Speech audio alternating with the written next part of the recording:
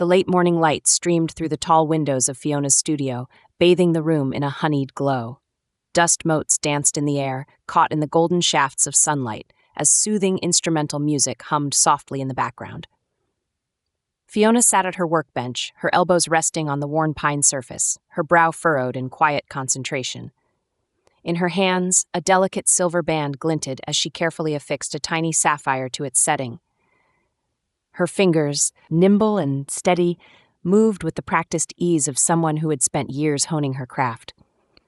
The studio was her haven, a cozy space filled with the comforts of creativity. Wooden shelves lined the walls, cluttered with jars of gemstones that sparkled like captured rainbows. Sketchbooks filled with delicate designs were stacked neatly on one side of the desk, while trays of polished tools, pliers, files, hammers lay organized on the other.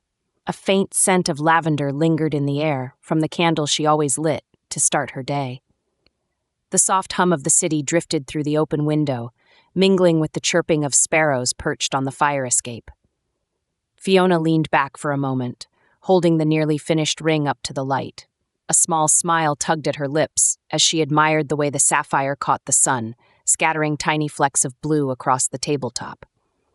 It was perfect, exactly as she had envisioned it. She imagined the joy it might bring to the young couple who had commissioned it, a symbol of their love, handcrafted with care. That was what Fiona loved most about her work, the opportunity to create something meaningful, personal, and lasting. Her phone buzzed on the desk, but she ignored it, unwilling to break the quiet rhythm of her morning.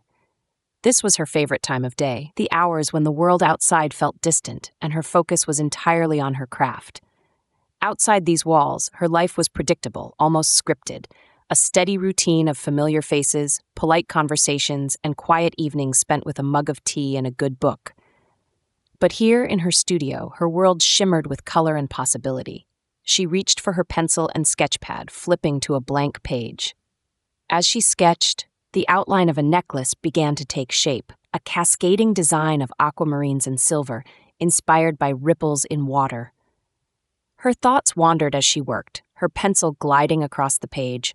She had been thinking about experimenting with bolder designs, something that pushed beyond the delicate elegance she was known for. Maybe it was time to surprise herself, to see what might happen if she stepped just slightly outside her comfort zone. A sudden knock at the door startled her, pulling her out of her reverie. She glanced toward the entrance, setting her pencil down. Visitors were rare, especially during her morning hours. Whoever it was, she thought, they'd better not take too long. There was still so much to create. With a small sigh, she rose from her chair, brushing her hands on her apron. Another day, another small interruption in her otherwise predictable rhythm. Little did she know, her world was about to take a turn as unpredictable as the gemstones scattered across her desk. The sound of a delivery truck idling outside pulled Liam from the depths of his writing. He blinked, his fingers hovering over the keyboard, mid-sentence in a piece he wasn't sure anyone would ever read, but that felt important to write anyway. The distant hum of city life poured in through his cracked open window, but the faint knock at his door cut through it all. With a sigh, he pushed back from his desk, the creak of his old wooden chair echoing in his quiet apartment. When he opened the door, a man in a rumpled uniform held out a medium-sized box, his brow furrowed as though debating whether or not this was the right place. "Liam Hall?"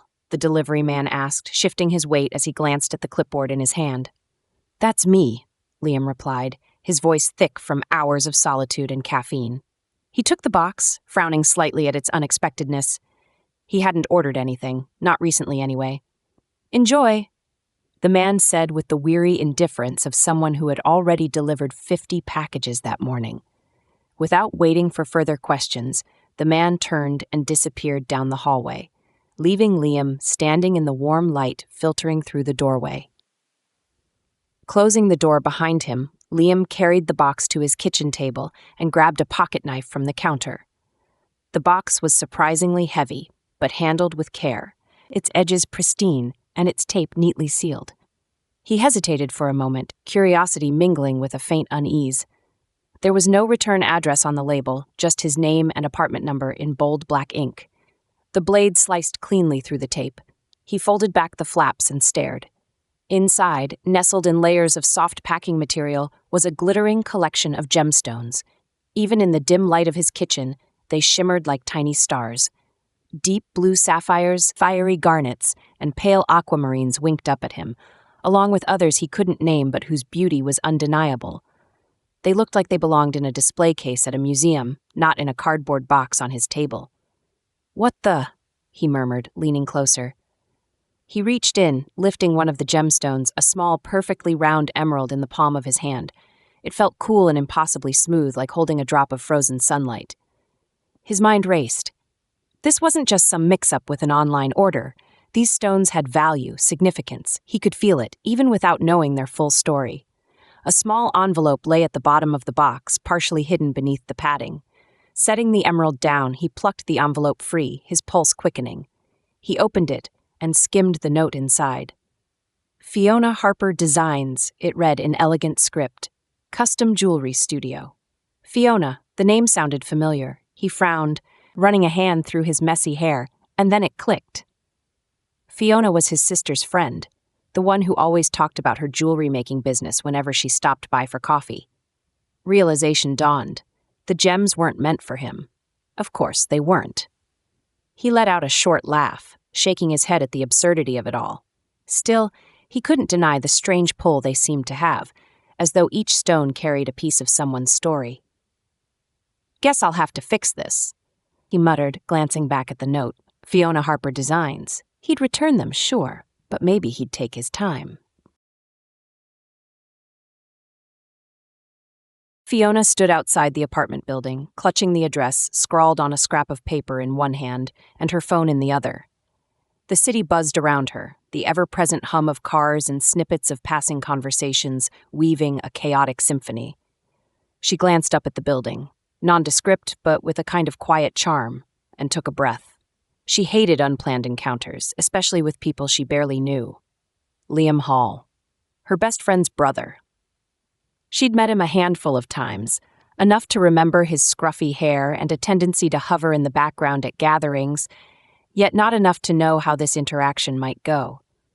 Straightening her blouse and brushing a stray strand of hair behind her ear, she pushed open the front door and stepped into the dimly lit hallway. Apartment 3C. The number echoed in her head as she made her way up the creaky stairs, the gemstones in question weighing heavily on her mind. The courier company's apology call had been brief but clear. The valuable shipment had been dropped off at the wrong address, and it was up to her to retrieve it. When she reached the door, she hesitated, her knuckles hovering just shy of the wood. What if he didn't remember her? Or worse, what if he'd lost, or, God forbid, sold the gems? Shaking off the thought, she knocked. The sound felt louder than she intended, reverberating down the corridor. A few seconds passed before the lock clicked, and the door opened to reveal Liam. His tousled brown hair stuck out in uneven angles, as if he'd been running his fingers through it. He was wearing a faded gray t-shirt and jeans, and his feet were bare. For the briefest moment, his blue eyes blinked at her in confusion before recognition flickered across his face. "Fiona, right?" His voice was warm, threaded with mild surprise. "Yes, hi, Liam." She smiled, though her voice felt a little too bright. "I think you might have something of mine." "Oh, the gems." He stepped aside, gesturing for her to come in. "Yeah, I figured there was some kind of mix-up. They're on the table. Come in. Sorry about, well, all this." She stepped into his apartment, her eyes instinctively taking in the space. It was surprisingly cozy, the kind of cluttered that spoke of someone who lived there deeply. Books were stacked precariously on every surface, and a half-empty mug of coffee sat on the kitchen counter. The warm scent of roasted beans mixed with the faintest hint of cedarwood.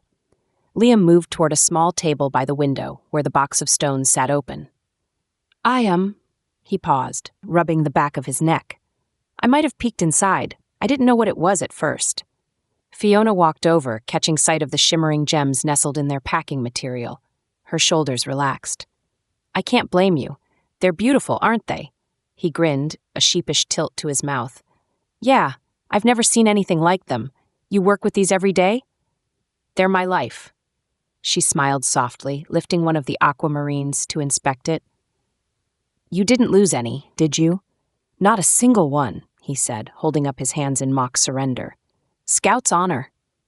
She laughed, the sound surprising her. It was impossible to miss the way his smile widened, a spark in his eyes. Well, thank you for keeping them safe, she said. I really appreciate it. No problem, Liam replied, leaning casually against the edge of the table. Though I have to admit, I'm kind of curious. What's it like, turning these into something permanent? Something people wear? She hesitated, caught off guard by the question. It's fulfilling, I suppose. Every piece has its own story. It makes people happy, and that makes me happy. He nodded, his gaze lingering on her, thoughtful. I get that. Stories have a way of sticking with you. For a moment, the air felt heavier, richer. Fiona cleared her throat, breaking the quiet. Well, I should... Stay for coffee, Liam interrupted, his words tumbling out quickly. He straightened, suddenly looking a little uncertain. I mean, if you have time, you came all the way here and it seems like we've never really talked. Fiona blinked, surprised by the invitation and by the slight flutter in her chest. She glanced at the box of gems, the logical excuse to leave already in hand, but something kept her rooted to the spot. Sure, she found herself saying. Why not? Fiona perched on the edge of Liam's worn couch, the open box of gemstones between them on the coffee table. Liam leaned forward in a casual sprawl, his elbow resting on his knee, a small smile playing at the corner of his mouth. The late afternoon light streamed through the window, catching on the aquamarines and casting ripples of pale blue across the walls.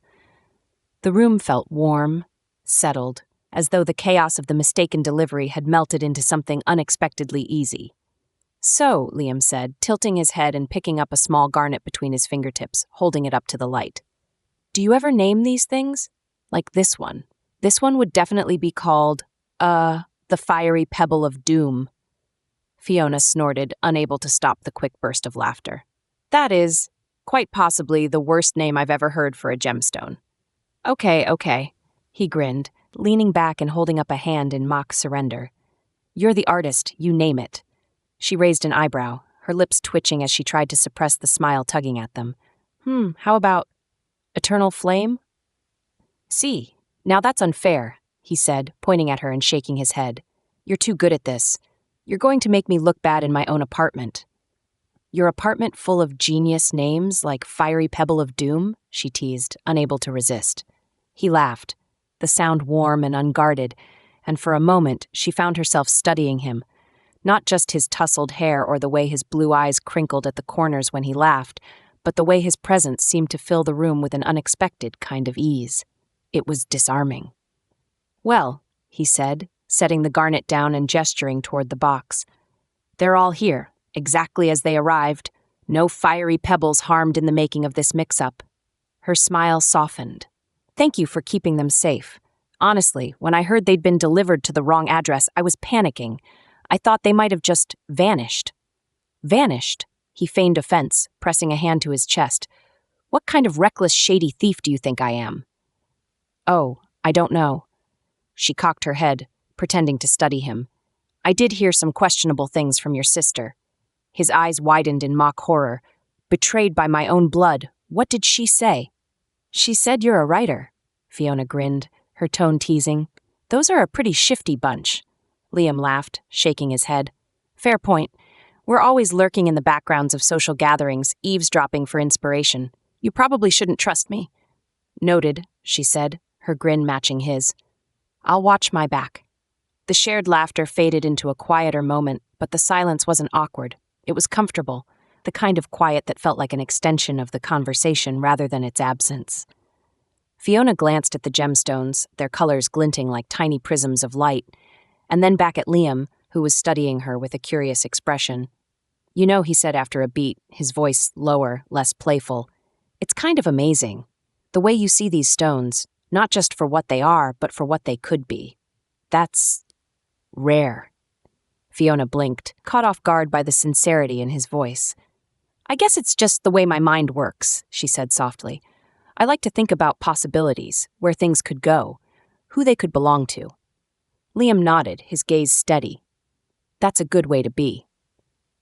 Her cheeks warmed under his attention, and she cleared her throat, looking back at the box. Well, I should probably get these out of your hair. I've taken up enough of your day.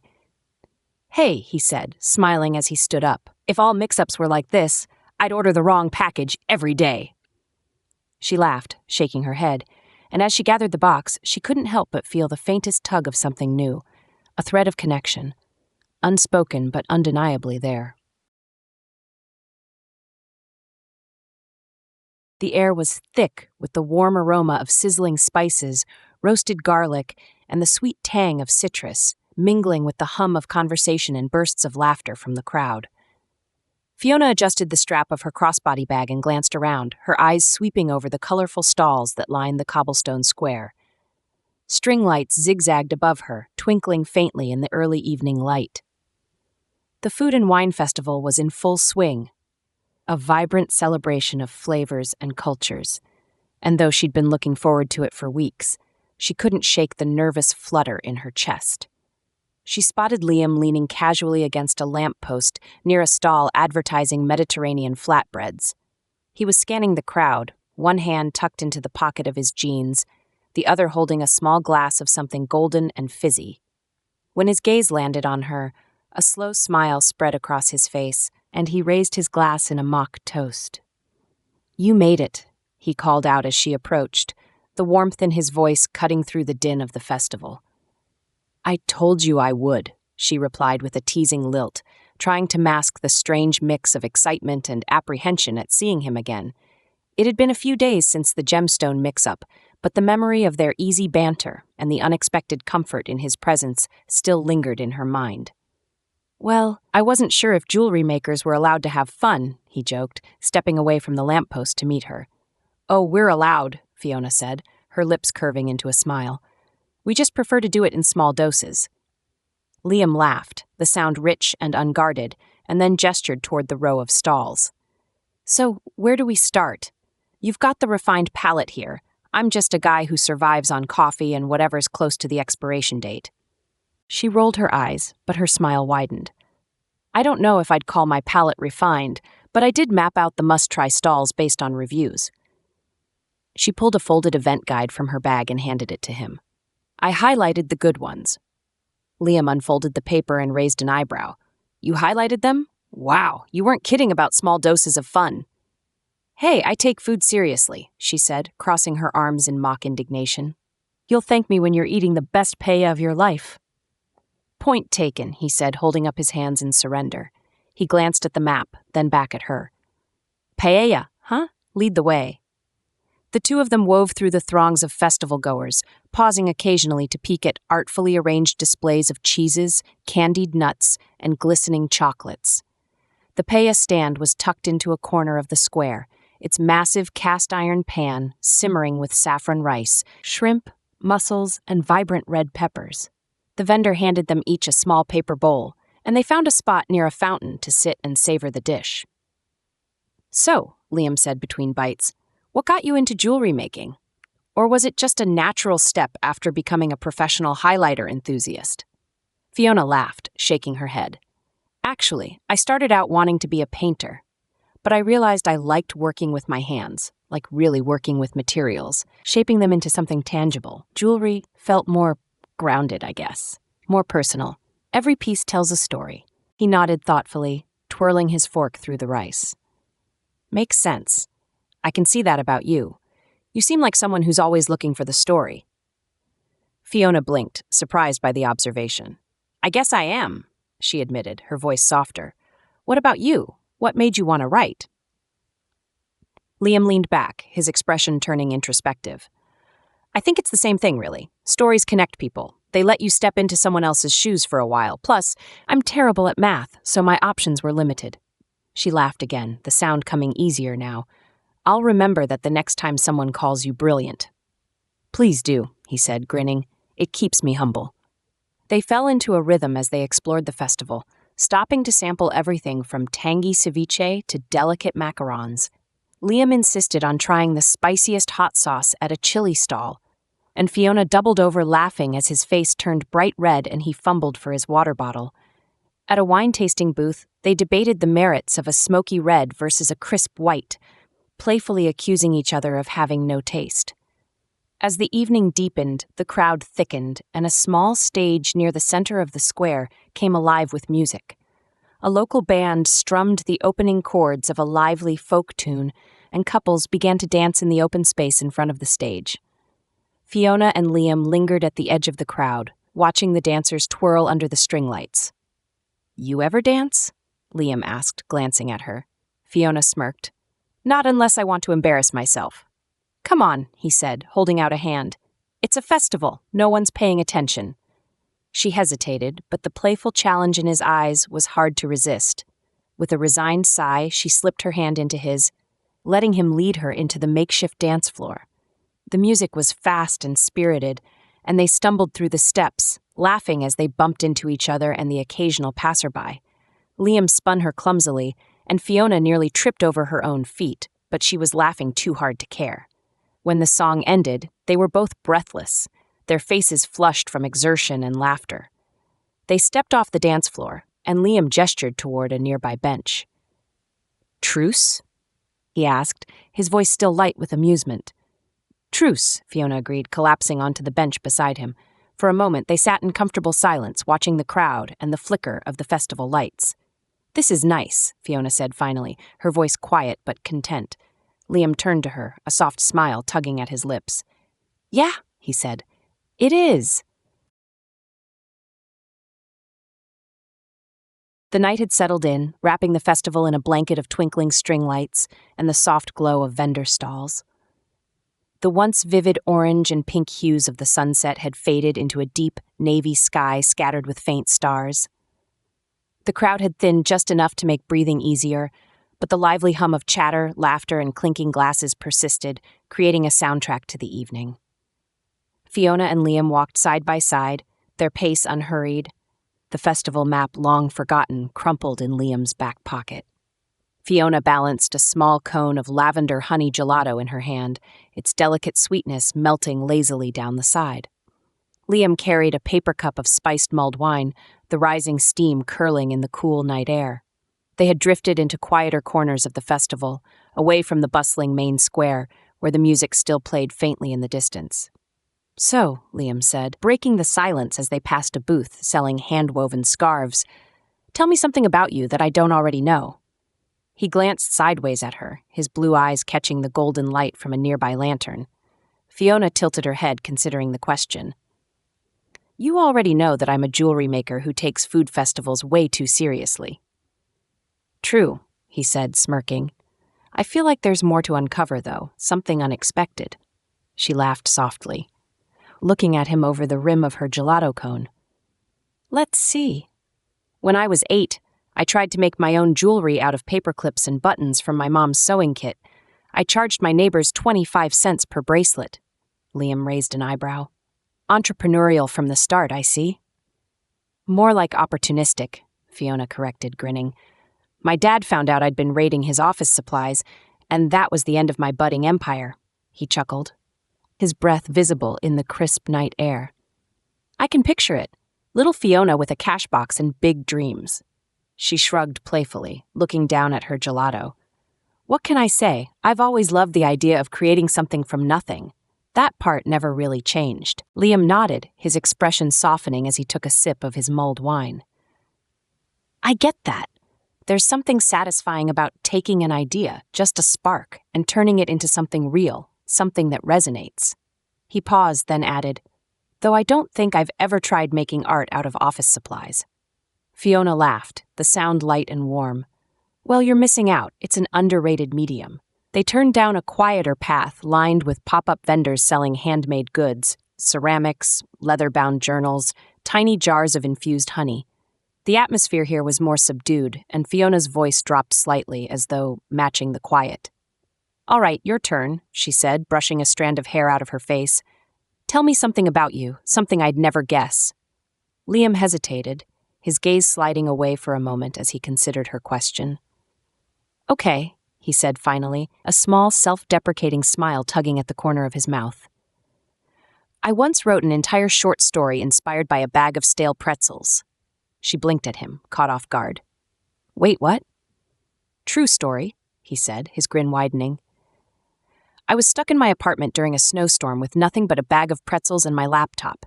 I don't even remember what the story was about exactly, just that it was terrible. But now I keep a bag of pretzels on my desk, sort of as a reminder. Of what? She asked, smiling despite herself. He glanced at her, his tone softening, that even the worst ideas might lead to something better. You just have to keep going. Fiona tilted her head, studying him. That's actually kind of profound for someone who just admitted to writing a story about snack food. Liam laughed, the sound low and warm. Well, don't let it get around. I have a reputation to uphold. She shook her head, smiling as they stopped near a stall selling small potted herbs. The scent of fresh rosemary and mint drifted into the air, mingling with the faint sweetness of her gelato. Fiona set the now empty cone in a nearby trash bin and turned to Liam, folding her arms lightly across her chest. You know, she said, her voice quieter now, I think you're braver than you give yourself credit for. He frowned slightly, caught off guard. What makes you say that? She shrugged, glancing down at the cobblestone beneath their feet. It takes courage to put yourself out there the way you do, to write something, to share it, even if you think it's not perfect. I don't know if I could do that.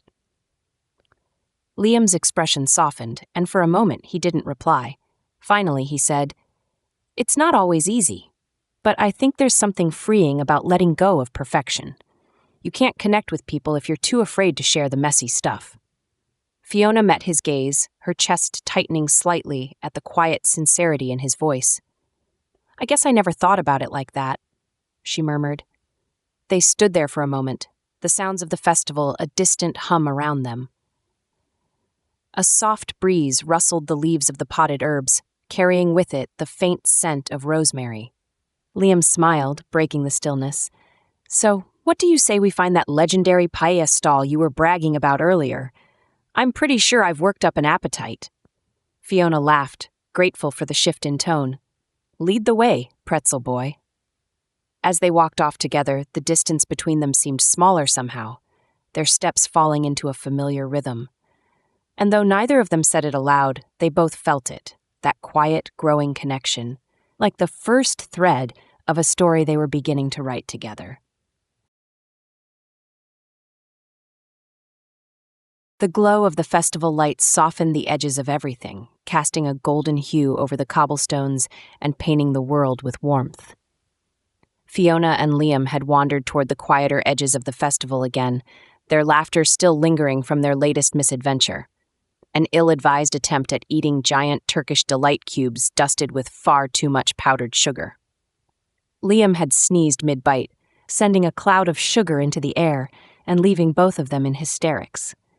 Now they stood near a small booth selling delicate paper lanterns. Behind the vendor, a handful of the lanterns hung suspended on thin strings, their painted surfaces glowing faintly from the candles inside. Each one was hand-decorated with images of birds, flowers, or abstract patterns that danced in the flickering light. Fiona leaned closer to admire a lantern painted with a swooping swallow, her expression soft, the smile still lingering on her lips. These are beautiful, she murmured, her voice quieter now, as though the warm glow around them demanded a gentler tone. Liam nodded beside her, his hands tucked loosely into his pockets. They look like they belong in a dream or something, like the kind of thing you'd see floating over a lake in one of those old stories. Fiona turned to him, her brows lifting slightly. I didn't know you were such a romantic. He chuckled, glancing down at the cobblestones for a moment before meeting her gaze. I hide it well. There was a teasing note in his voice, but something else, too, something quieter, more thoughtful. She studied him for a moment, caught off guard once again by how easy it was to feel at ease around him. It was strange how quickly they had slipped into this rhythm, as though they'd known each other far longer than a few scattered meetings. The thought made her chest tighten slightly, but not in an unwelcome way. Liam gestured toward the lanterns, breaking the moment. Do you think the swallow's your favorite, or are you more of an abstract pattern kind of person?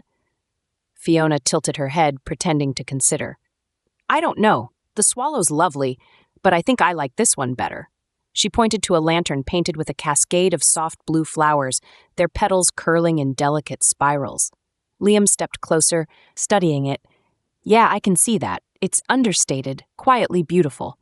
Fiona blinked, surprised by his description. You've got a good eye for these things. Maybe you missed your calling as a lantern critic.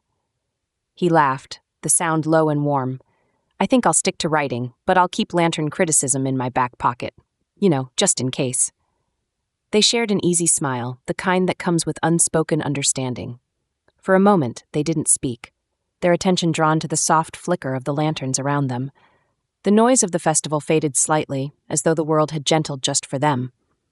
It's kind of strange, isn't it? Fiona said finally, her voice quiet. How moments like this, small, simple ones, can feel so full. Liam glanced at her, his expression thoughtful. I think those are the moments that stick with you the longest, he said. The little ones. They're the ones that matter. Fiona met his gaze, her heart catching slightly at the sincerity in his voice. She nodded, unable to find the right words to reply, but hoping he could see her agreement in her eyes. The vendor stepped forward then, breaking the spell. Thinking of taking one home? She asked cheerfully, gesturing to the lanterns. Fiona hesitated, glancing at Liam. He shrugged lightly, his smile small but knowing. Why not? He said. You've got an eye for beauty, after all. Fiona smiled, turning back to the vendor. I'll take the one with the flowers, please. As the lantern was carefully wrapped and handed to her, Liam watched her, his expression soft. And as they turned to leave, walking back toward the bustle of the festival, the lantern cradled gently in Fiona's hands. A quiet understanding passed between them, a warmth that didn't need words. The first crack of thunder rolled through the sky, low and distant, like the warning growl of some hidden beast. Fiona glanced up, her brow furrowed as the dark clouds overhead thickened, swallowing the stars. The festive warmth of the evening felt suddenly fragile, the joyful hum of the food and wine festival dimming as an uneasy murmur swept through the crowd. Vendors began hurriedly securing their stalls, and the string lights wavered in the rising wind, their glow flickering like fireflies caught in a storm. Looks like we might be in for some rain, Liam said, his voice light but tinged with caution as he stepped closer to her. His hand brushed against her arm, a small, grounding gesture that made Fiona realize just how tightly she was gripping the delicate paper lantern she had bought. The flowers painted on it seemed to blur as the first fat drops of rain splashed against the thin paper wrapping. Rain's one thing, Fiona replied, her voice tight, her eyes scanning the shifting crowd. This feels like more than that. As if in agreement, the wind howled around them, sending napkins, flyers, and loose scarves whipping through the air. Fiona's hair lashed against her face, and she grabbed at it distractedly, her heart starting to pound. The festival, once vibrant and alive, now seemed chaotic, almost threatening. Around them, people shouted over the rising wind, scrambling to pack up their belongings or find shelter.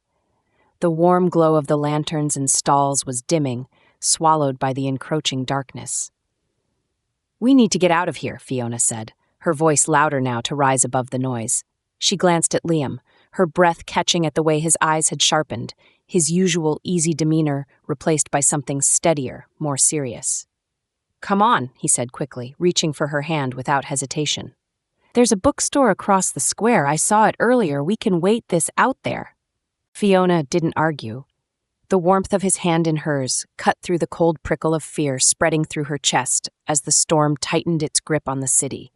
They began weaving through the dispersing crowd, Liam's grip firm and unwavering as he led her toward the edge of the festival. The rain fell harder now, sharp and stinging against her skin, and the cobblestones grew slick beneath their feet. Thunder cracked again, this time closer, louder, reverberating through her ribs. The bookstore came into view, its windows glowing faintly with light, but the square between them and their destination had turned into a chaotic obstacle course.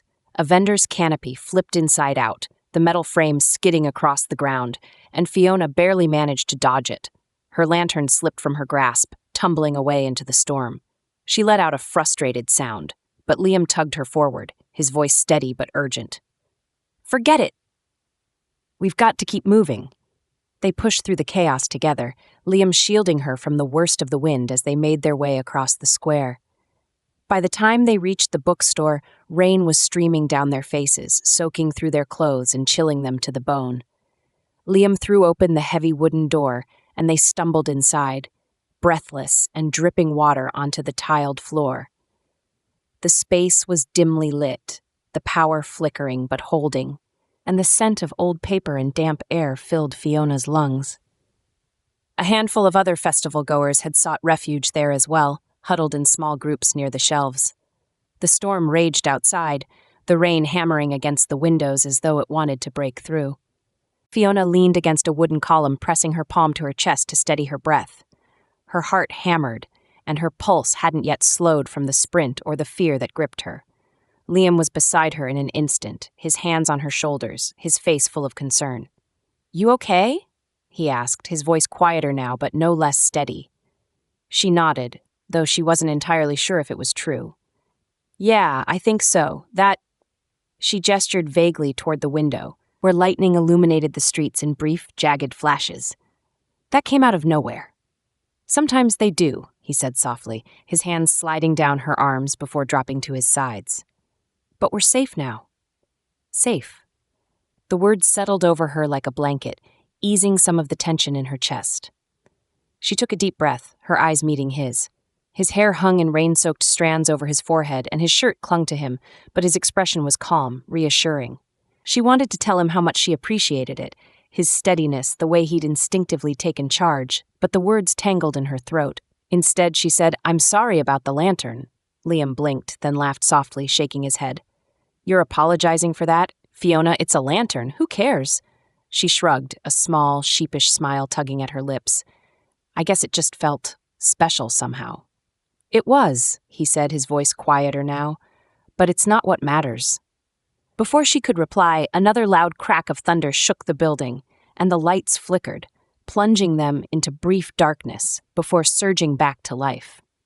Instinctively, Fiona stepped closer to him, and he didn't hesitate to pull her into a loose embrace, his arms warm and solid around her. For a moment, the storm outside faded, and all she could feel was the steady rise and fall of his chest, the grounding weight of his presence. The chaos might have disrupted the evening, but it had also stripped away the pretense, leaving something raw and honest between them. "Thank you," she murmured against his shoulder. "For what?" he asked, his voice low and warm. "For being you," she said simply. Liam pulled back just enough to meet her eyes, his gaze holding hers like an anchor. "Anytime, Fiona." His voice was soft but certain, a quiet promise that settled somewhere deep inside her, even as the storm raged on. The balcony was a small, unassuming space, tucked away at the back of Liam's apartment. A string of mismatched fairy lights hung lazily from the railing, their warm glow muted in the pale light of the early morning. The storm had passed hours ago, leaving the city drenched but oddly serene. Below, the streets were quiet, save for the occasional splash of tires against puddled asphalt and the faint murmur of voices as neighbors emerged to assess the damage. The air smelled clean and sharp, carrying the faintest hint of damp stone and rain-soaked earth. Fiona sat cross-legged on an old wicker chair, wrapped in a borrowed gray sweater that was several sizes too big for her. It smelled faintly of cedar and coffee, a combination she was beginning to associate with Liam. Her hair was still damp, curling slightly at the ends, but she didn't mind. There was something grounding about the cool air brushing against her cheeks, and the sweater's soft weight settling over her shoulders. She cradled a steaming mug of tea in her hands, its warmth seeping into her fingers as she watched the city slowly stir back to life. Liam leaned against the railing a few feet away, his own mug resting on the narrow ledge beside him. His posture was casual, hands tucked into the pockets of his jeans, his shoulders relaxed, but his gaze was contemplative, scanning the horizon where the clouds were beginning to break apart. Sunlight peeked through the gaps, casting streaks of gold and pink across the wet rooftops. It was the kind of light that made everything feel softer, more forgiving. "Funny, isn't it?" Fiona's voice broke the comfortable silence between them. "How everything feels still after something like that."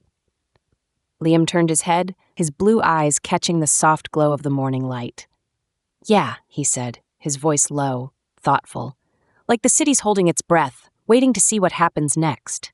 She nodded, her gaze drifting downward to the street below. A man was helping his young daughter rescue a drenched potted plant from the curb, their laughter drifting faintly upward. The sight made her smile, small but genuine. "It's kind of beautiful in a way," she said. "How people just keep going, picking up the pieces, moving forward." Liam studied her for a moment, the corners of his mouth lifting into a faint smile. "You're kind of beautiful in the way you see things." Fiona froze for half a second, her tea halfway to her lips. Heat crept into her cheeks, but she forced herself to meet his eyes. "That's bold," she said, though her voice didn't carry the weight of protest. He shrugged, his gaze steady, unflinching. "Not really, just honest." Her lips curved despite herself, and she looked down at her tea, letting the warmth of his words settle over her like the sweater she wore. "You're not so bad at seeing things yourself," she murmured. For a while, neither of them spoke. They simply sat there, sharing the quiet, the steady rhythm of the post-storm world cradling them like a lullaby.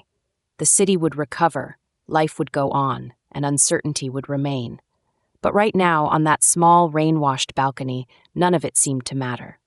What mattered was the unspoken understanding between them, fragile but sure, like the sunlight breaking through the clouds. The soft hum of the city rose around them as the morning fully settled in, life slowly returning to its familiar rhythm. On the balcony, Fiona and Liam remained rooted in the stillness, the world outside feeling distant and irrelevant.